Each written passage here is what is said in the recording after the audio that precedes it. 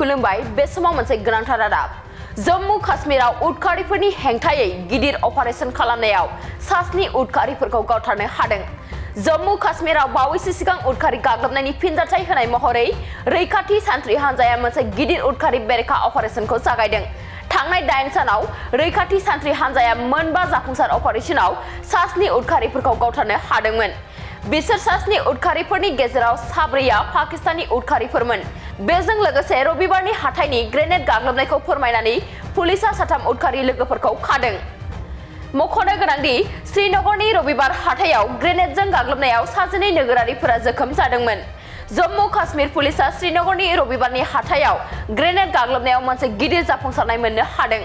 पुलिसा गाग्लोबनायजों सोमोन्दो थानाय साथाम सन्देह गोनां आसामा यासिन शेख, उमर फियाज शेख आरो आफनान आहमेदखौ खादों। बिसोर गासैनिबो सायाव पाकिस्तानाव थानाय लश्कर-इ-तैयबा उदखारि सामलायगिरिफोरनि बिथोनाव गाग्लोबनायनि दाय दङ। पुलिसनि बायदिब्ला उदखारिफोरा ग्रेनेडखौ रबिबार हाथाइनि खाथिनि रैखाथि चेकपइन्टनि फारसे गारहरदोंमोन। ग्रेनेडआ खाथिनि फांसे बिफांनि दालाइफोराव सौग्रावनानै होंगो-दोंगो थानाय सुबुंफोरनि जायगायाव गोग्लैहैनानै बेरफ्रुदोंमोन, जेराव गोबां नोगोरारिफोरा जोखोम जादोंमोन।